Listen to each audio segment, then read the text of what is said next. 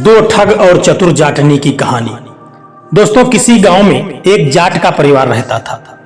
सदियों से उस परिवार की बुद्धिमानी का मिसाल दिया जाता था। गांव की हर छोटी बड़ी समस्या का समाधान वह परिवार मिनटों में कर देता था। दोस्तों, कहते हैं कि होनहार बिरवान के होत हैं चिकने पात। ऐसे ही उस जाट का एक बेटा था। उसकी पत्नी बहुत ही बुद्धिमान थी। वह बड़े बड़ों की अकल ठिकाने लगा देती थी। एक दिन की बात है कि उस जाटनी ने सुना कि उसके मायके में उसके भाई की तरफ एक बेटा पैदा हुआ है। बहुत दिनों के बाद मायके पक्ष से इस तरह की खुशी को सुन करके उसका दिल खुशी से हरा भरा हो गया और वह अपने मायके जाने के लिए तैयारी करने लगी। उस जाटनी ने अपने पति से जब पूछा कि मैं अपने मायके को जाना चाहती हूं, तो उसके पति ने अपनी पत्नी के लिए बहुत सारे गहने बनवा दिए। जाटनी जब अपने मायके को जा रही थी तो उसने बहुत सारे गहने पहन लिए थे। उन गहनों को देख करके उसका पति जो जाट था, उसने कहा कि इस समय इतने गहनों को पहन करके यदि तुम जाओगी तो कहीं रास्ते में कोई चोर उचक्का यदि मिल गया तो तुम्हारे गहनों पर हाथ साफ कर देगा। दोस्तों, उस समय कोई गाड़ी घोड़ा तो थे नहीं, लोगों को पैदल ही यात्रा करना पड़ता था।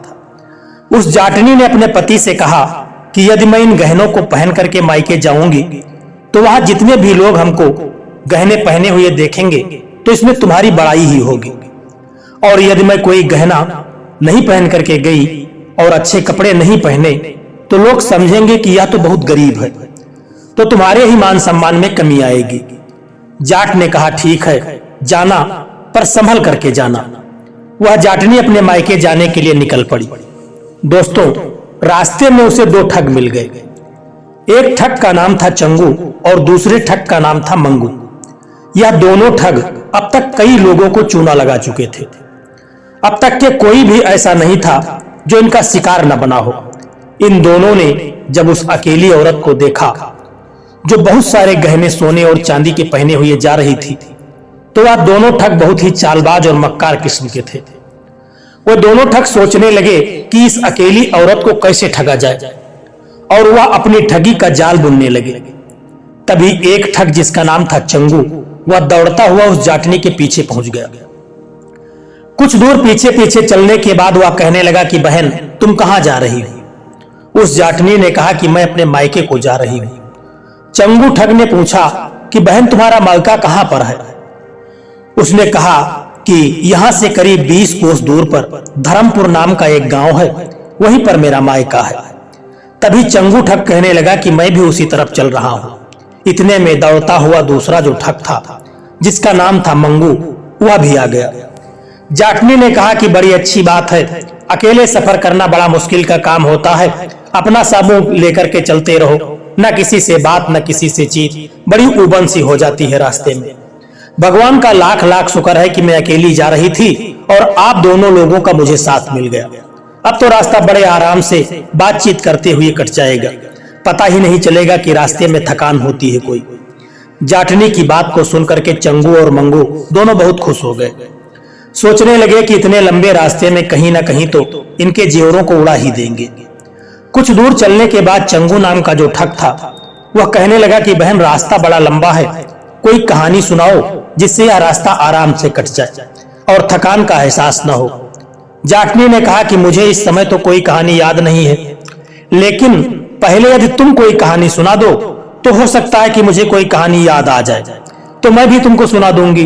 चंगू ठग ने कहा कि ठीक है बहन, मैं तुम्हें कहानी तो जरूर सुनाऊंगा, लेकिन उससे पहले मेरी एक शर्त है। जाटनी ने कहा कि कौन सी शर्त है, बताओ। चंगू ठग ने कहा कि यदि तुमने मेरी कहानी को झूठ माना तो तुम्हें अपने हाथों से कंगन उतार करके मुझे सौंप देने होंगे। चंगू ठग की बात को सुन करके उस जाटनी ने सोचा कि यह तो मुझे ठगने के लिए मेरे साथ साथ चल रहे हैं। ठीक है, आज तक इन्होंने कई लोगों को ठगा होगा, लेकिन आज मैं इन्हें ऐसा मजा चखाऊंगी कि यह दोनों ठग अपनी जिंदगी में ठगी करना छोड़ देंगे। जाटनी ने कहा, ठीक है, तुम कहानी सुनाओ, मुझे तुम्हारी शर्त मंजूर है। मंगू ठग कहानी सुनाने लगा। उसने कहा कि मेरे पास एक घोड़ी थी। वह घोड़ी इतनी खूबसूरत थी कि लोग देखने के लिए बड़ी दूर दूर से आते थे। बड़ी बड़ी नदियों को घोड़ी एक ही छलांग में पार कर जाती थी। घोड़ी जब आगे की तरफ दौड़ती थी तो आकाश में उड़ जाती थी, और जब वह घोड़ी पीछे की तरफ दौड़ती तो वह पाताल में पहुंच जाती थी। एक दिन एक खेत में वह घोड़ी चरने के लिए चली गई। खेत वाले ने एक लाठी फेंक करके मारी तो घोड़ी की वही मौत हो गई। जाटनी ने कहा कि तुम्हारी घोड़ी की मौत को सुन करके मुझे बड़ा दुख हुआ। जाटनी की बात सुन करके वह दोनों ठग सोचने लगे कि यह तो बड़ी चतुर औरत है, तीर निशाने पर तो लगा नहीं, चूक गया। मंगू ठग ने कहा कि बहन, हमने तो कहानी सुना दी, अब तुम भी मुझे एक कहानी सुनाओ। जाटनी ने कहा ठीक है, कहानी तो मैं सुनाऊंगी, लेकिन मेरी भी एक शर्त है, यदि उसे मानो तो मैं कहानी सुनाऊंगी। उन दोनों ठगों ने कहा ठीक है बहन, बताओ कि तुम्हारी कौन सी शर्त है। उस जाटनी ने कहा कि यदि तुम मेरी कहानी को झूठ मानोगे तो तुम्हें 50 रुपये देने होंगे। दोनों ठगों ने कहा ठीक है, तुम कहानी सुनाओ, मुझे तुम्हारी शर्त मंजूर है। जाटनी कहने लगे कि जब मेरी शादी हुई तो दहेज में मुझे मेरे पिताजी ने एक गाय दिया था। वह गाय इतनी खूबसूरत थी कि उसे देखने के लिए बहुत दूर दूर से लोग आते थे। वह इतना दूध देती थी कि हम सब पीते पीते थक जाते थे और पास पड़ोस के मोहल्ले में जितने भी लोग थे उन सबको दूध बांट देते थे। और जब मोहल्ले वाले उस दूध को घर में खपत नहीं कर पाए तो वह बाजार जाकर के बेच देते थे।